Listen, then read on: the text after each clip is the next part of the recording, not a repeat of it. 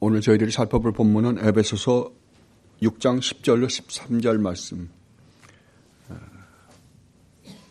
하나님 말씀입니다. 끝으로 너희가 주 안에서와 그 힘의 능력으로 강건하여지고 마귀의 간계를 능히 대적하기 위하여 하나님의 전신 갑주를 입으라. 우리의 씨름은 혈과 육을 상대하는 것이 아니요 통치자들과 권세들과 이 어둠의 세상 주관자들과 하늘에 있는 악의 영들을 상대함이라. 그러므로 하나님의 전신 갑주를 취하라. 이는 악한 날에 너희가 능히 대적하고 모든 일을 행한 후에 서기 위함이라. 아멘. 우리는 지금 여러 주에 걸쳐서 이 세상에서 벌어지고 있는 영적 전투에 대해서 살펴보고 있습니다. 이 세상에는 눈에 보이는 것들과 눈에 보이지 않는 영적 세력이 있다는 것을 우리는 이미 살펴보았습니다. 눈에 보이는 세력 중에는 사탄의 나라가 있고 눈에 보이지 않는 세력에는 하나님 나라가 있습니다. 그리고 하나님 나라의 대장은 우리 주님 예수 그리스도이고 사탄의 나라의 대장은 사탄입니다. 사탄은 우리가 이미 공부한 것처럼 하나님이 창조하신 인격적 존재 중에 최고로 영광스럽고 도덕적으로 완벽하고 엄청난 능력을 가진 존재로 하나님께서 천사장 중에 천사장으로 창조하였습니다. 그런데 이 천사가 하나님의 보좌를 탐내다가 타락하고 말았습니다. 그래서 사탄은 거룩하신 하나님의 존전에서 쫓겨나 이 세상으로 쫓겨나 왔음을 우리는 이미 살펴보았습니다.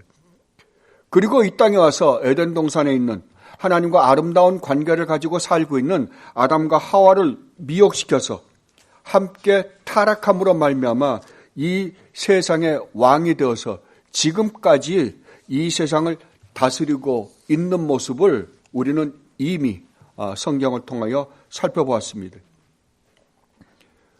그런데 하나님께서는 이 사탄으로 하여금 승리케 할 수가 도저히 없으셨습니다. 왜냐하면 하나님께서는 처음부터 하나님의 창세전에 세우신 계획이 있기 때문입니다. 그 계획이 뭐냐 그러면 하나님께서 택하신 백성과 함께 하나님 나라를 건설하여 영원히 함께 살고자 계획을 세우셨기 때문입니다. 하나님께서는 비록 사탄이 아담과 하와를 회유해서 미혹시켜서 타락시킴으로 말미암아 하나님 나라를 아담을 통하여 이루고자 하시는 그 계획이 깨졌지만 하나님께서는 그 목적을 반드시 이루시고자 성자 하나님이신 우리 주님 예수 그리스도를 보내시어 십자가에 매달려 죽게 하시고 또 부활시키심으로 말미암아 우리를 사탄의 손에서 끄집어내었고 지금도 하나님께서 창세전에 택하신 백성들을 끄집어내심으로 말미암아 하나님 나라를 완성해 가고 있는 모습을 우리는 이미 알고 있습니다. 그러나 사탄은 이 하나님 나라의 완성을 그냥 놔둘 수가 없습니다. 왜냐하면 하나님 나라가 완성되는 순간 사탄은 영원한 불멸에 떨어질 수밖에 없다는 사실을 누구보다도 잘 알고 있기 때문입니다. 그래서 사탄은 자기가 가지고 있는 모든 지혜와 자기의 모든 능력과 별의별 수단과 방법을 다 써서 어떻게 해서든지 이 하나님 나라가 완성되지 못하게 하기 위하여 총력을 동원해서 지금 하나님 나라와 대적하고 있습니다. 이것을 성경은 아마겟돈 전쟁이다 라고 이야기합니다. 그런데 이 사탄의 무기는 어마어마합니다. 사탄이 사용하는 무기는 이 세상에 있는 모든 것입니다. 그러니까 이 세상에 있는 모든 것 중에 누구도 들어간다고요? 우리까지도 포함된다고 말씀드렸습니다. 그렇다고 한다면 사탄은 하나님 나라를 완성시키지 못하게 하기 위해 제일 먼저 공격할 곳이 어딘가? 어떻게 됐거나 하나님 나라 개념은 주권과 국토와 국민이잖아요. 그러면 하나님 나라의 왕은 하나님이십니다. 주권은 하나님이세요. 그리고 하나님 나라는 새하늘과 새 땅을 하나님께서 만들어 주실 것입니다. 그러면 하나님 나라에 필요한 건 뭐겠어요? 예, 하나님의 백성들입니다. 그러니까 하나님은 타락한 사탄의 종이 되어버리고만 인간들 중에 하나님께서 창세전에 택해서 하나님 나라 백성으로 삼으시고자 한 그들을 어떻게 해서든지 구원하여 하나님의 자녀다운 자녀로 만들어서 하나님 나라를 완성시키는 것이 하나님의 목적입니다. 그러면 어떻게 됐건 간에 자기가 소유하고 있던 자기의 손아귀에 있던 인간들을 사탄은 우리 주님으로 말미암아 빼앗겨서 하나님 나라를 완성시키고자 하는 것이 하나님의 의도입니다. 그러니까 어떻게 해서든지 하나님의 백성으로 하여금 이 복음이 전파되지 못하게 해서 그들이 내가 창세전에 택함을 받은 하나님의 백성이구나 라는 것을 깨닫지 못하게 하기 위해서 최선을 다할 것입니다. 별의별 짓을 다할 것입니다. 그때 제일 좋은 게 뭐냐 그러면은 사탄이 그러니까 하나님을 예수님을 믿는 것을 부정할 수 있는 방법은 없습니다. 이미 그것은 객관적인 사실이기 때문에 그렇습니다. 그러면 어떻게 할까요? 어떻게 해서든지 예수를 믿는다라고 고백하고 그 다음에 교회는 다니게 하고 성경도 읽게 하지만 그것을 왜곡시키는 일을 할 거예요. 종교적인 행위를 하지 못하게 하는 게 아니라 종교적인 행위는 하되 더 열심히 하되 잘못된 하나님을 믿게 할 거라고요. 이게 우리가 구약을 보면 얼마든지 발견할 수 있습니다. 하나님은 이스라엘 백성들을 택하셨습니다. 그런데 이스라엘 백성들이 나중에 어떻게 됐어요? 잘못된 하나님을 믿고 있는 거예요. 그러니까 아브라함을 시작으로 해서 이스라엘이라는 어떤 민족을 하나님께서 선택하셨는데 그들에게 하나님께서는 이렇게 하라라고 말씀하셨습니다. 그리고 그들에게 이렇게 저렇게 하라고 하는 예식도 허락하셨습니다. 그들은 그것을 잘 지키고 있다고 생각을 했습니다. 그런데 그것이 2000년이라는 긴 세월이 지나오는 동안 어떻게 됐냐 그러면 자기네들이 믿고 있는 하나님, 자기네들이 지금 제사를 드리고 있는 하나님이 마귀인지 전혀 의심하지 못하고 의심조차 하지 못하는 상태에서 마귀로 바뀌어버린 거예요. 그죠? 그래서 정작 그 말씀을 주시고 그 의식을 주어서 이스라엘 백성으로 하여금 죄 용서를 받게 하는 모든 예식을 하나님께서 주신 그 예식을 주신 그 하나님이 직접 인간의 몸을 입고 오셨는데 어떻게 했어요? 십자가에 매달아 죽였어요. 왜요? 자기네들이 지금 알고 있는 하나님이 아닌 하나님이 왔다고 하니까 죽여버린 거예요. 그 우리 주님이 오셔서 뭐라 그럽니까? 너희가 믿는 하나님은 처음에 아브라함에게 나타났던 하나님이 아니라 마귀다. 만약에 처음에 나타났던 그 아브라함을 너희들이 진실되게 믿는다고 한다면 너희는 나를 이렇게까지 대접하지 않았을 것이다 라고 말합니다. 그렇다면 사탄이 하나님 나라를 공격하지 못하게 하기 위하여 제일 먼저 공격하는 것이 어딜까? 신학교입니다. 왜냐하면 신학교에서 잘못된 왜곡된 성경을 가르치게 하면 거기서 배워서 나온 목사들이 뭘 가르칠까요? 결국 잘못된 것을 가르칠 수밖에 없습니다. 그러니까 제일 먼저 타락시키는 것이 항상 공격하는 것이 신학자들부터 공격을 합니다. 그리고 신학교를 공격을 합니다. 그러니까 여러분은 분명히 알아두십시오. 여기에서 목사라는 타이틀을 가지고 십자가를 걸어놓고 예수님의 이름, 하나님의 이름, 복음, 구원을 이야기한다 그래서 여러분 다 믿지 마십시오. 여러분은 분명히 그것이 성경적이냐 아니냐를 반드시 확인해야 합니다. 그것이 바로 베레아 교인들이 했던 지혜였습니다. 그러니까 만약에 여기서 여러분들이 평가를 해봐서 하나님 말씀이 아니라고 한다면, 하나님 말씀이 아닌 것을 이 자리에서 전한다고 한다면 여러분들은 반드시 그 목사는 끌어내려야 할 것입니다. 왜냐하면 그건 거짓된 목사이기 때문에 그렇습니다. 그리고 그 다음에 사탄이 공격하는 곳은 교회입니다. 왜냐하면 하나님의 백성들이 모여있는 것이기 때문에 그렇습니다. 그래서 어떻게 해서든지 교회에 분란을 일으켜서 교회를 깨뜨리려고 하는 게 사탄의 전략이요. 또 교회에서 올바른 복음을 전하지 못하게 하는 것이 사탄이 쓰고 있는 전략입니다. 그것을 우리는 고린도 교회를 통해서, 아니 고린도 교회뿐만 아니라 사도들이 처음에 세웠던 교회들의 모습을 보면 여러분들이 분명히 알 수 있습니다. 그 교회들이 누구로부터요? 거짓 목사들로부터 얼마나 심각한 도전을 받았는지 모릅니다. 이것이 우리가 바울이 쓰신 서신서들이요, 또 우리가 사도 요한을 통하여 우리 주님이 가르쳐 주신 7교회에 보내는 편지를 통하여 우리는 얼마든지 볼 수 있습니다. 그러니까 여러분들이 어떤 교회를 나가느냐도 굉장히 중요하지만 교회에서 내가 신앙생활을 어떻게 해야 하는지에 대해서도 심각하게 생각해서 신앙생활을 해야 할 것입니다. 왜냐하면 여러분은 항상 이것을 의식하십시오. 여러분은 며칠 안 되면, 얼마 안 있으면 여기에 있을 분들 아무도 없습니다.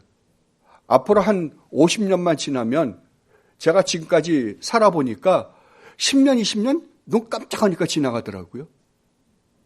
눈 깜짝하니까 지나가요. 여러분들 70살, 80살 되신 분들 계시죠? 여러분 가만 한번 생각해 보세요. 여러분들이 지금 여러분 이름 써놓고 가로해 놓고 70 해놓으면, 그러니까 신문 같은 데 보면 70살, 75, 80살 그러면 굉장히 많아 보이잖아요.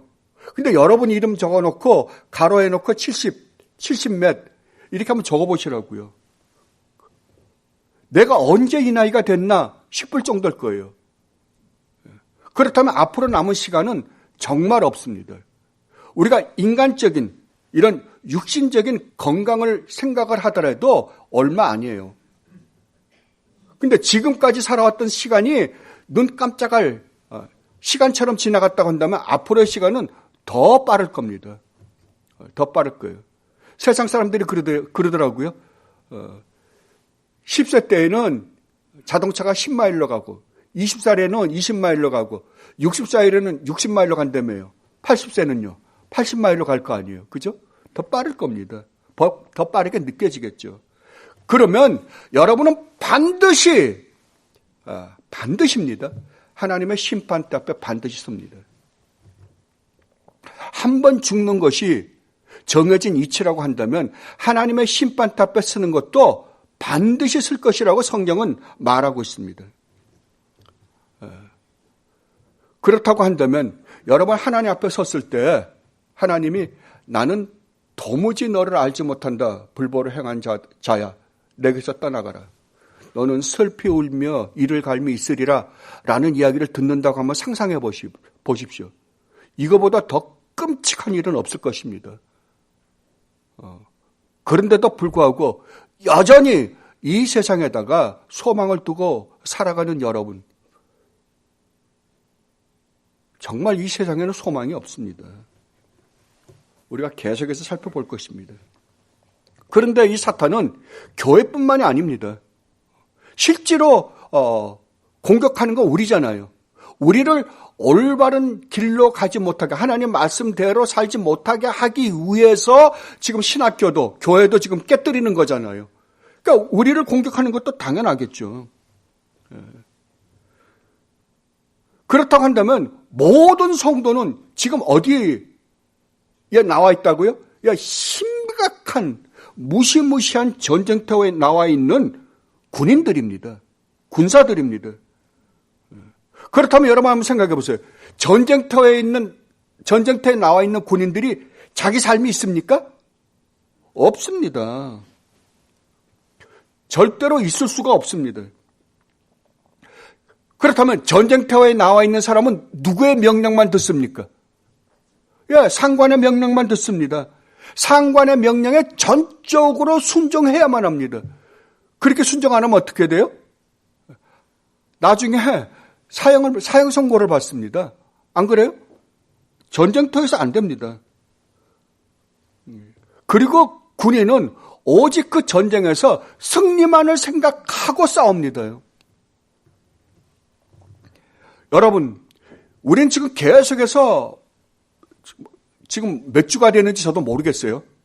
이 한 법문 갖고 지금 계속해서 살펴보는데 여러분은 정말로 여러분이 정말 이렇게 심각한 죽고 사느냐라는 이 문제 속에 제가 항상 말씀드렸지만 이것은 여러분이 실질적으로 이 세상의 국가와 국가대로 싸우는 그 전쟁과도 비교가 안 된다 그랬습니다.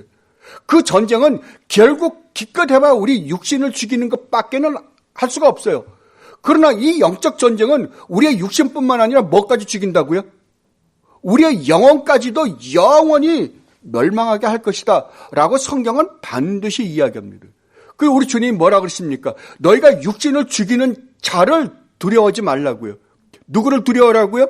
너희 영혼까지도 사형 선고를 내릴 수 있는 하나님을 두려워하라 라고 말씀을 하십니다. 그런데 가만히 보면 성도들이 지금 내가 어떤 상황에 처해 있는지 정말 몰라요. 내가 얼마나 심각한 전쟁통에 살고 있는지, 전쟁터에서 지금 전쟁을 하고 있는지조차 모르고 있다고요. 이것은 기독교가 아닙니다. 이것에 대해서 사도 바울이 디모데에게 보내는 편지에서 이렇게 말씀하셨습니다. 내 아들아, 그러므로 너는 그리스도 예수 안에 있는 은혜 가운데서 강하고 또 내가 많은 증인 앞에서 내게 들은 바를 충성된 사람들에게 부탁하라. 그들이 또 다른 사람들을 가르칠 수 있으리라. 너는 그리스도 예수의 좋은 뭐라고요? 병사라고요. 병사로 나와 함께 고난을 받으라. 자, 보세요. 병사니까, 군인이니까 군인에게는 뭐가 있다? 전쟁터에서 고난이 있을 밖에 없잖아요. 반드시 고난이 있다고요. 만약에 고난이 없다고 한다면 그 사람은 전쟁을 하고 있다, 안 하고 있다? 안 하고 땅 파고 거기 들어가서 혼자 숨어 있는 거예요. 그것밖에 없어요. 그 사람이 정말 군인으로서 지금 전쟁을 하고 있다고 한다면 그 사람에게는 반드시 뭐가 있다? 예, 고난이 있다고요. 병사로 복무하는 자는 자기 생활에 얽매이는 자가 하나도 없나니 이는 병사로 모집한 자를 기쁘게 하려 함이라. 아멘. 여러분 정말 예수님을 믿습니까? 진실되게 믿습니까? 그렇다면 여러분의 삶은 결단코 쉽지가 않을 것입니다. 여러분은 매일매일 내가 정말 죽느냐 사느냐라는 기로에 서서 전쟁을 하고 있는 사람이기 때문입니다. 그런데도 불구하고 오늘날 기독교는 예수를 믿으면 너무나 이 세상에서 편하고 쉽게 살 거라고 가르치고 있습니다. 예수님이 배고프다고 하면 먹을 걸 주실 것이고, 아프다고 하면 병도 고쳐주실 것이고, 자식이 속을 썩인다고 하면 말 잘 듣는 자식으로 만들어 주실 것이고, 대학교에 가겠다고 하면 시험에 뚝뚝 합격시켜주는 그런 하나님. 그래서 수능 시험을 보면 교회고 절간이고 없어요. 그냥 난리 법석들이에요. 이건 거짓된 기독교입니다.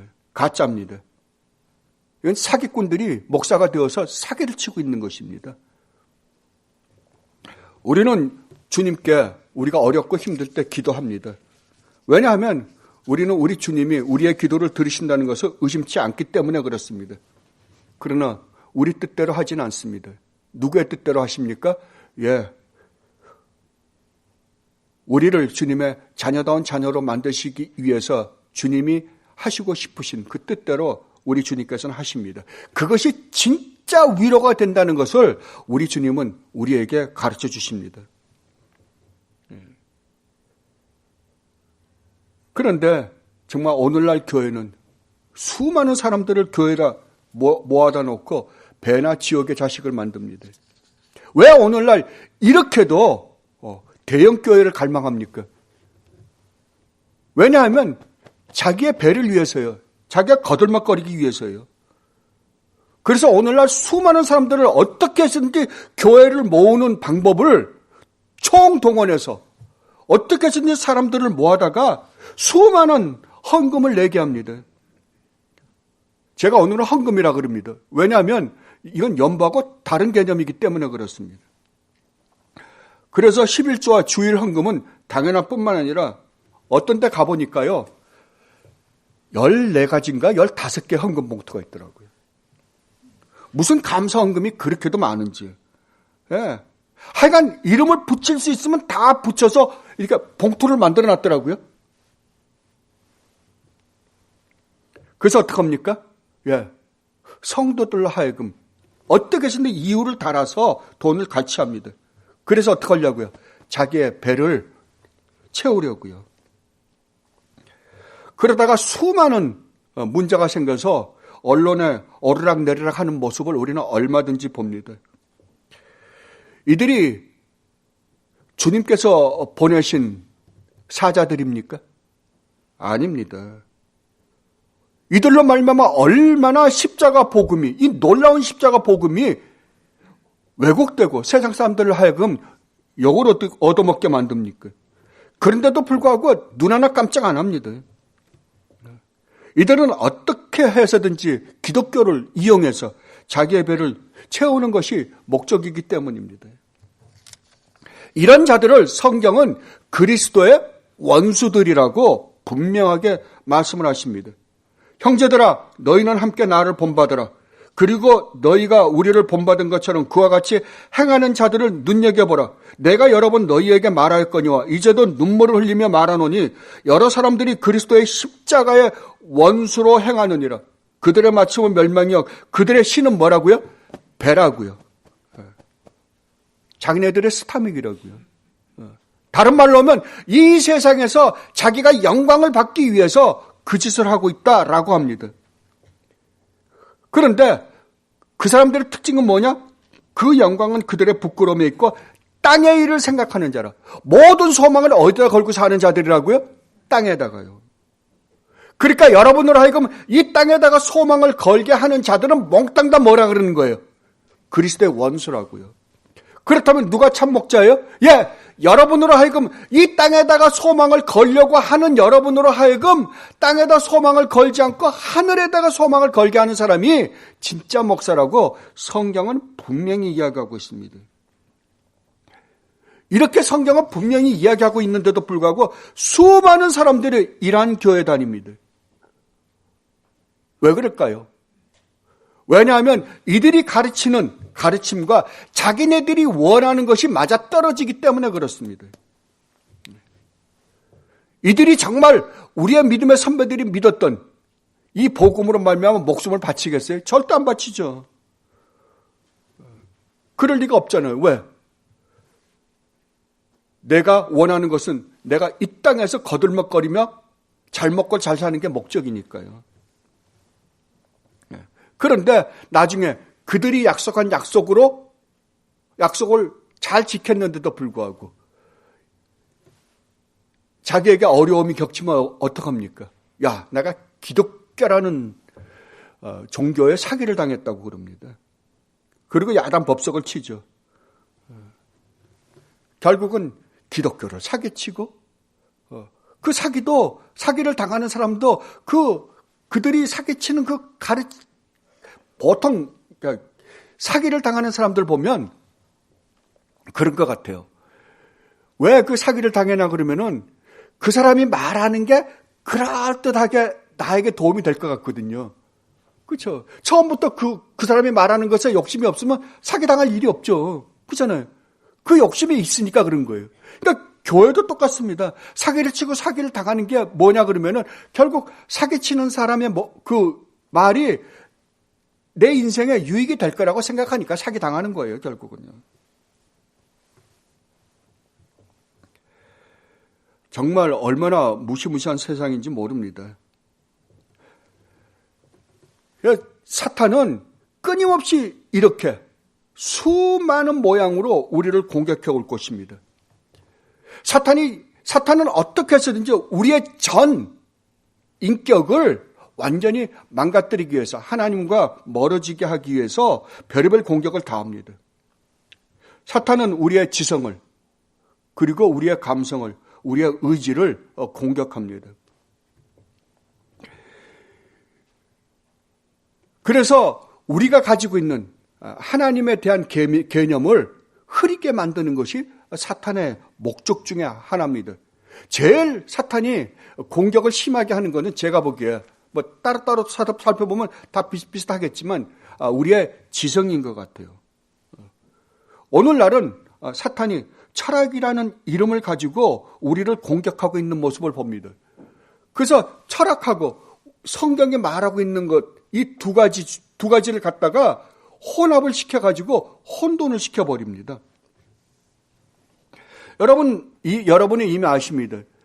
사탄이 아담을 타락시킬 때 어떻게 타락시켰습니까? 야, 너 창피하게 우리식으로 말하면, 애들식으로 말하면 쪽팔리게 하나님께 종속이 되어서 사냐? 그러지 마라. 너는 네가 스스로 네 문제를 해결할 수 있는 능력이 있다. 네가 스스로 창조주가 되라. 네가 그것을 먹는 날에는 네가 하나님처럼 될까 봐 하나님 못 먹게 하는 거다. 그렇다면 이제 타락한 아담의 후손으로 태어나는 모든 인간들은 바로 그러니까 이 사탄의 말에 안 넘어갈 수가 없습니다. 다 넘어갑니다. 이 말을 다른 말로 하면 이 세상에 최고의 권위자가 누구냐 싸움이에요. 하나님이 정말 우주 만물을 창조하신 창조주 하나님이라고 한다면 이 세상의 최고의 권위자는 누굽니까? 절대적 권위를 갖고 계신 분이 누구예요? 하나님이세요. 근데 사탄은 누구를 그 절대적인 권위에 올려놓습니까? 우리 인간입니다. 여러분은 안 그렇다고 생각하십니까? 여러분은 정말 하나님 말씀에 여러분 자신을 순종한다고 생각하십니까? 천만의 말씀이에요. 여러분들도 마찬가지입니다. 여러분들도 순간순간 보면 자기 자신을 하나님의 권위와 똑같은 자리에다 올려놓고 싶어 야단 법석입니다. 내가 가지고 있는 이 세상으로부터 배운 그 조그마한 지식을 가지고 내가 옳다고 내가 하나님 자리에다가 하나님 말씀을 가지고 하나님 말씀 밑에 내가 종속을 시키는 게 아니라 내가 하나님 말씀과 동등하게 나를 놓고 아니라고 그래요. 아니라고 근데 실질 보면 아니에요. 실질 보면 나를 동등하게 하나님 자리에다 놓고 내 생각이 옳다고 그럽니다. 이런 일은 비일비재예요. 그래서 오늘날은 철학이라는 이름을 가지고 인간을 이 세상의 모든 문제를 해결하는 논거의 척도로 만들어 놓습니다. 궁극적인 논증의 척도가 누구냐 그러면은 인간이 되는 거예요. 이게 오늘날 철학이라는 것이 갖고 있는 무시무시한 것입니다. 그러니까 이 세상을 이해하는 모든 척도는 뭐예요? 인간의 이성이에요. 거기에는 하나님도 예외가 아닙니다. 하나님도 우리의 칼날에 우리가 비교해 봐서 하나님이라고 인정하면 하나님이 되는 거고 하나님이라고 인정을 안 하면 하나님이 안 되는 거예요. 여러분은 정말로 하나님이 우주 만물을 창조하셨다는 사실을 믿죠? 그렇다면 이 세상의 기원과 이 세상의 본질을 가장 잘 알고 계시는 분이 누굴까요? 하나님이시죠. 당연히죠. 그렇다면 우리가 이 세상의 모든 문제들, 이 세상과 이 세상에 존재하는 모든 것들의 기원과 본질을 이해하려면 누구의 말씀을 들어야 돼요? 하나님이잖아요.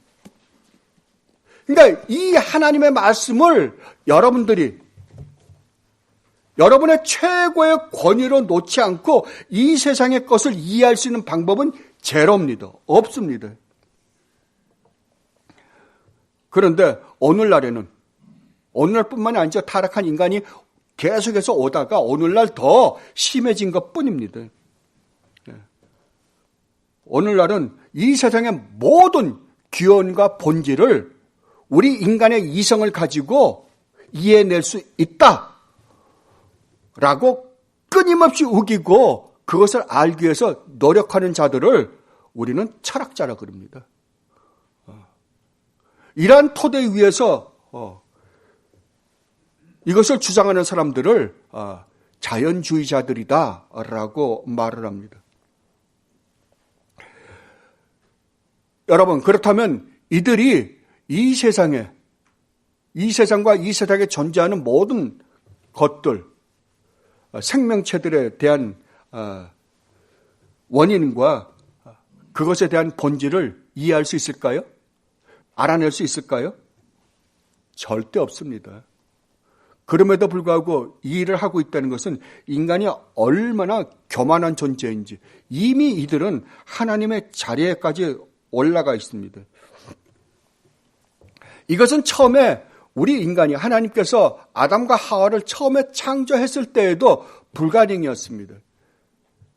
아담과 하와를 처음에 창조했을 때에도 자연 계시를 통해서 하나님께서 지으신 자연 계시를 통해서 하나님을 올바로 알 수 있는 방법이 없었어요. 하나님의 능력에 대해서는 어느 정도 알 수 있었을지 모르지만 하나님의 또 다른 도덕적 성품, 거룩한 성품에 대해서는 알 수 없었습니다. 그래서 하나님께서 주신 것이 특별 계시입니다. 그래서 항상 처음에 아담과 하와가 창조됐을 첫 번째에도 자연 계시가 있는 반면, 하나님을 계시하는 자연 계시가 있는 반면 또 다른 쪽에 특별 계시가 있었던 것입니다. 그런데 하나님의 특별 계시를 불순종함으로 말미암아, 듣지 않음으로 말미암아 인간은 자연 계시를 이해할 수 있는, 자연 계시를 통해서 하나님에 대한 또 다른 지식을 알 수 있는 것까지 다 잃어버리고 말았습니다. 그렇다고 한다면 아담과 하와가 아무 죄도 없는데, 죄가 없는 상태에 창조되었는데도 불구하고 자연을 통해서 하나님의 또 다른 도덕적 성품을 깨달을 수 없었다고 한다면 오늘날 타락한 인간들의 입장에서는 어떻습니까? 타락한 인간들이 자연을 보고 하나님을 알 수 있다고요? 절대로 없습니다. 그런데도 인간의 이성을 가지고 반드시 알아내고야 말겠다라고 하는 것은, 이것은 인간의 교만의 극치입니다. 그런데 인간들은 하나님의 말씀은 듣지 않고 누구의 이야기를 듣습니까? 전문가라고 하는 이러한 철학자들의 만들어낸 이야기에는 귀를 기울입니다. 왜요? 왜냐하면 타락한 모든 인간들은 하나님을 싫어하기 때문에 그렇습니다. 하나님을 미워하기 때문에 그렇습니다. 왜냐하면 인간은 하나님의 심판이 있음을 어렴풋이 알기 때문에 그렇습니다. 칼빈이 이야기한 것처럼 인간이 비록 타락하긴 했지만 인간이 하나님의 형상대로 창조된 이상 우리에게는 하나님을 아는 지식이 우리 안에 있기 때문에 그렇습니다. 자연 안에 하나님의 대신, 그러니까 이 자연이, 인간이 타락함으로 말미암아 자연도 하나님의 저주를 받긴 했지만 그래도 자연 안에 뭐가 있어요? 하나님에 대한 계시가 있어요. 똑같이 우리 인간 안에도 하나님의 형상으로 창조되었기 때문에 비록 그것이 뒤틀리고 꼬이긴 했지만 그래도 인간 안에 하나님을 아는 지식이 있기 때문에 인간은 핑계댈 것이 없습니다.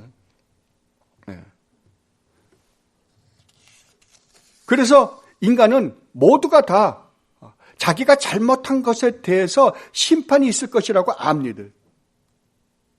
그러니까 어떻게 해요? 사도 바울이 로마서 1장에서 말씀하신 것처럼 인간은 고의적으로 하나님의 계시를, 하나님의 음성을 눌러버립니다. 눌러버려요. 그리고는 어떻게 해서든지 성경이 말하는 하나님을 없애버리려고 최대한도로 노력하고 있습니다. 그리고 인간의 이성으로 알아낸 하나님이 진짜 하나님이다라고 가리킵니다. 그리고 이 사람들이 그런 방면에서는 전문가들이기 때문에 이 사람들의 말을 쫓자라고 세상 사람들은 서로 충동질해서 함께 갑니다. 함께 몽땅 가고 있는 모습을 우리는 얼마든지 봅니다. 신문지상을 통해서도 보고 그 다음에 여러분들의 텔레비를 통해서도 보고 어디든지 있어요. 보면 이런 관점에서, 하나님 관점에서 이 세상을 보고 있으면 정말 얼마나 무시무시하게 서로가 한편이 돼서 가고 있는지 모릅니다. 만약 이들이 주장하고 있는 것이 사실이라고 한다면 이 세상에 어떻게 그렇게 많은 철학적 사상들이 완전히 편만에 있잖아요. 그죠? 질비합니다. 서로가 틀렸다고 야단법석이에요. 그죠?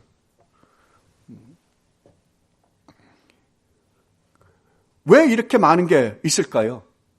왜냐하면 그것이 절대 진리가 아니기 때문입니다. 그 과정에, 그 안에 부분적인 진리가 있다는 걸 저도 인정을 합니다. 그러나 그들이 가르치고 있는 것이 우리가 정말 일치하게 따라야 되는 통일될 수 있는 진리는 절대 아닙니다.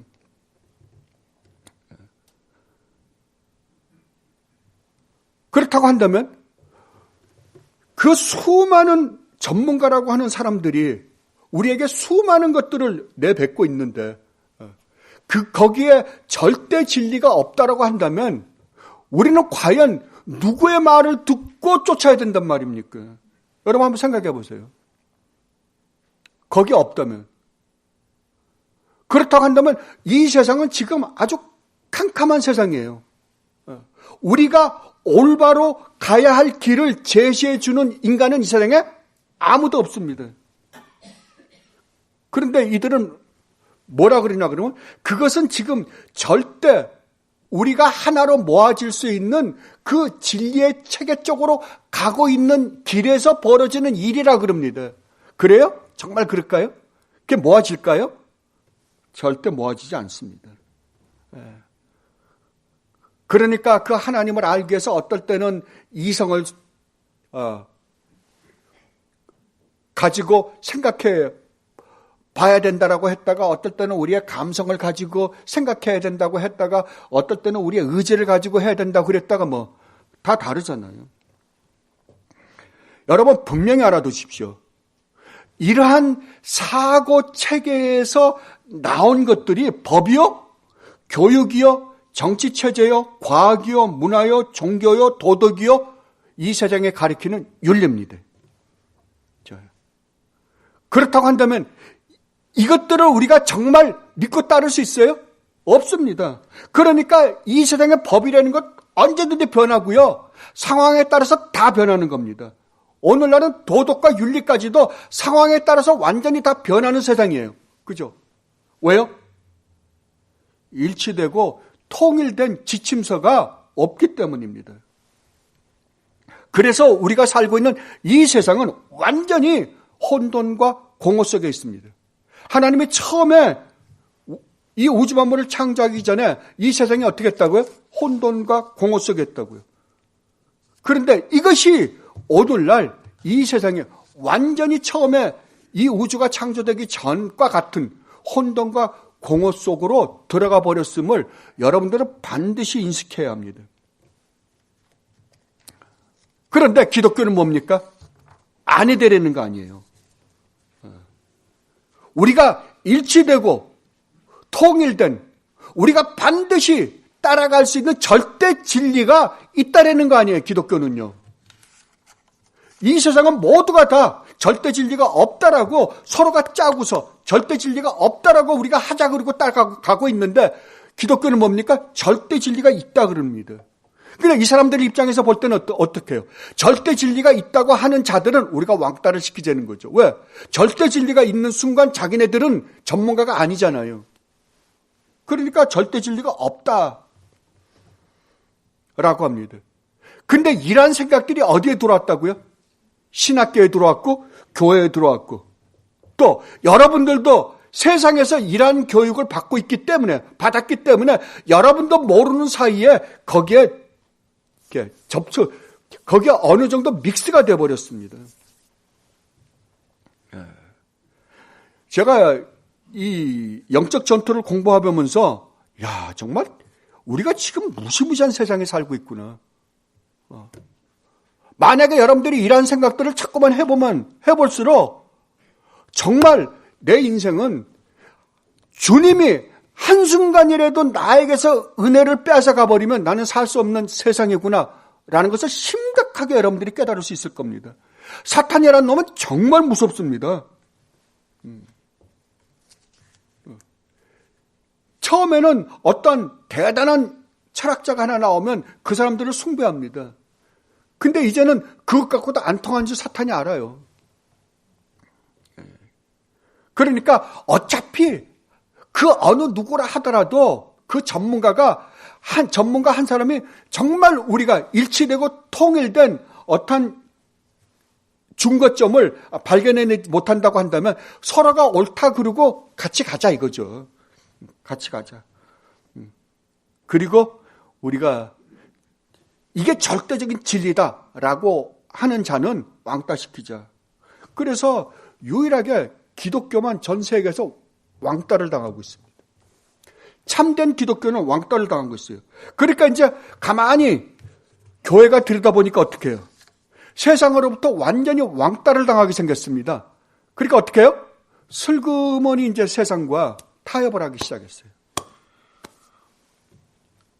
타협을 해서 수많은 신학교들이 넘어가 버리고 수많은 교회들이 다 넘어가 버렸습니다.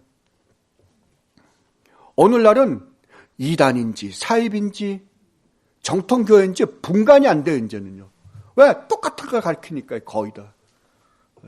옛날에 이단이었던 사람이 숫자가 많아지니까 오늘날은 정통이 돼버리고요. 여러분 사입이가 뭐고 이단이 뭡니까? 저는 사입이나 이단이나 똑같다고 취급을 해요. 취급이 돼요. 그걸 구분할 필요조차 없더라고요. 어차피 사입이도 기독교가 아니요. 진짜 정통 기독교가 아니잖아요.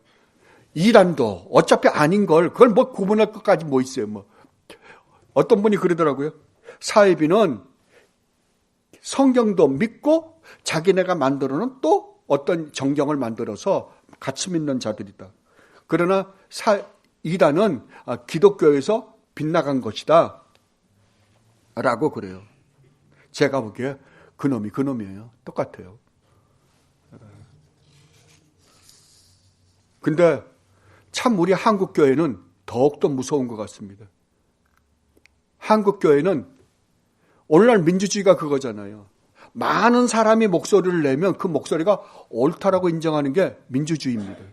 그죠?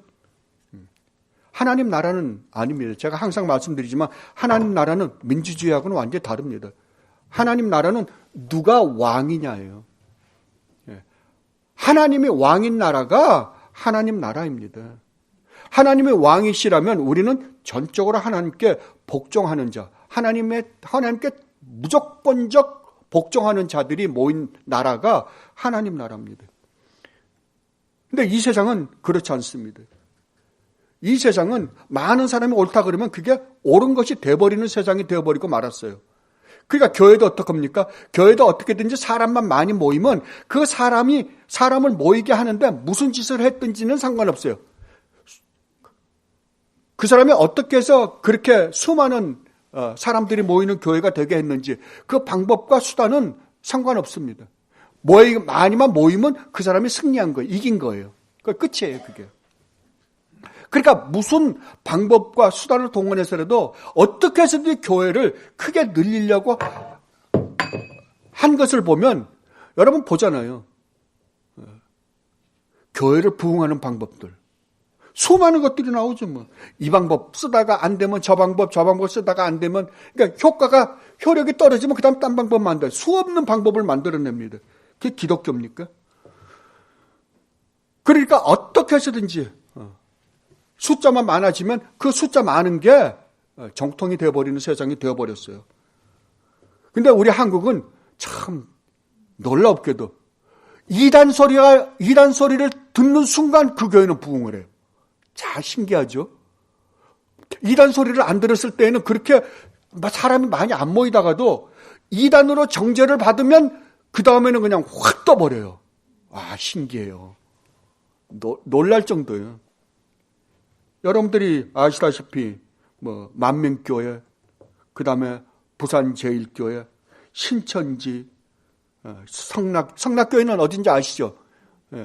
김기동 목사님이라 그래야 되는지 어떤지 모르겠습니다만, 하여간 성락교회, 통일교, 이런 모든 교회들이 거의 몇만 명에서 몇십만 명입니다. 몇십만 명이에요. 그러니 누가 옳다 틀리다 그러겠어요. 옳다 틀리다 할 게 없어요. 이 사람들이 그러는 거예요. 나와보라고. 이야기를 해보자고. 그런데 나갈 수 없는 게 왜 나갈 수 없어요? 왜? 그게 그거니까요.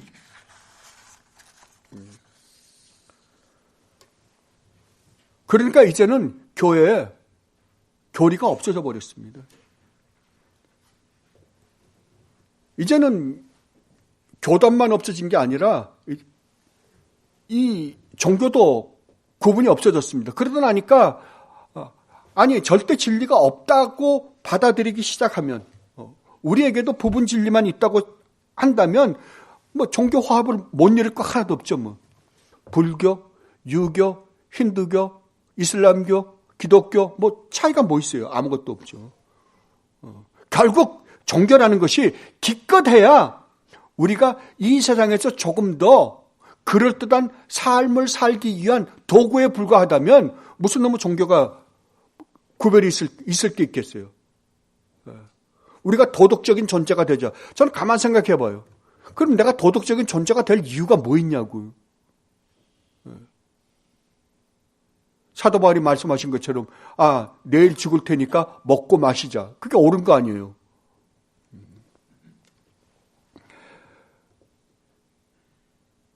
여러분 분명히 아십시오.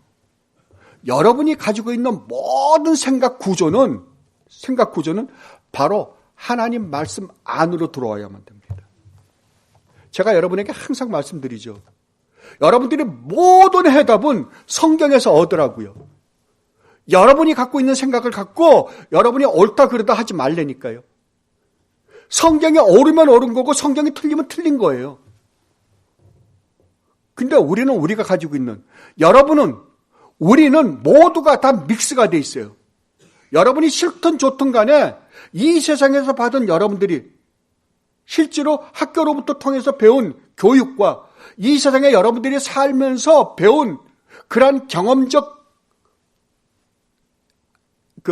지식들이 성경과 믹스가 돼 있다고요. 믹스가 돼 있어요. 항상 여러분들은 이걸 의식하세요. 의식을 해서 여러분들이 가지고 있는 세상으로부터 영향받아서 갖고 있는 그것을 여러분들은 어떻게 해서든 지워버려야 돼요. 먼저. 그래서 어디 밑으로 들어가야 된다고요?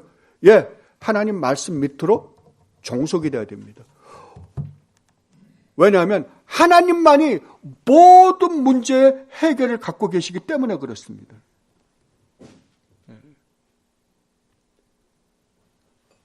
그런데 오늘날 이 세상은 우리에게 가르쳐 주는 건 뭐냐 그러면 이 전문가들이라는 철학자들이 해석해 놓은 그 세상을 보라는 거예요. 어떻게 해서든 우리는 이 세상의 것들을 해석하지 않을 수가 없습니다. 근데 누가 해석해 주느냐예요. 이 세상의 전문가라고 하는 철학자들이 해석해 준 것을 보고 그걸 따르라는 거예요. 그러나 우리는 절대 그들을 따라가면 안 됩니다. 누구를 따라가야 돼요? 하나님만 따라가야 됩니다. 하나님이 세상에 해석해 주신 세상, 하나님이 해석해 주신 나, 하나님이 해석해 주신 인간, 하나님이 해석해 주신 것들을 여러분들은 그대로 따라가야 돼요. 왜? 하나님만이 가장 올바른 해석자이시기 때문에 그렇습니다. 왜? 하나님이 창조하셨기 때문에 하나님이 가장 옳습니다. 하나님만 옳으십니다. 이것을 여러분 분명하게 아시고 세상이 해석해 주지 않은 하나님이 해석해 주신 세상과 하나님이 해석해 주신 우리 인간을 똑똑히 보시고 그 가운데에서 하나님이 살아가라고 하는 그 방법대로만 살아가십시오. 그런데 이 삶이 결단코 쉽지 않습니다. 왜요? 사탄은 어떻게 해서든지 그러한 생각에서 우리를 빼내서 우리의 생각을 세상의 생각과 믹스를 시키려고 최대한도로 노력할 것이기 때문에 그렇습니다. 쉽지가 않아요. 이게 무시무시한 영적 전투라니까요. 그래서 하나님을 절대적인 분으로 여러분들이 모시고 살면 이 세상에서 반드시 어려운 일을 당할 것입니다. 참 저도 이런 말하기가 참 어렵습니다. 어려운 일을 당할 것입니다. 그러나 아까 사도 바울이 디모데에게 말씀하신 것처럼 고난을 받읍시다. 왜냐하면 그 길이 생명의 길이기 때문에 그렇습니다. 영원히 하나님 나라에서 그 영광된 하나님과 함께 영원히 그 영광 가운데서 이 우주 만물을 다스릴 것이기 때문에 그렇습니다. 그러니까 이 세상에서 받는 조그마한 고난은 포기하십시다. 조그마한 승리는 우리가 포기하자고요. 그리고 그 고난을 감수하십시다. 그래서 모두가 다 이 전투에서 승리하시는 여러분들이 되시기를 진심으로 바랍니다.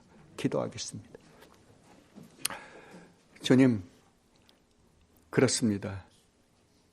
이 세상은 지금 인간의 이성이 왕입니다. 하나님의 권위에 올라서서 그 보좌에 앉아서 자기네들이 왕이라고 합니다. 자기네들을 따르라고 합니다.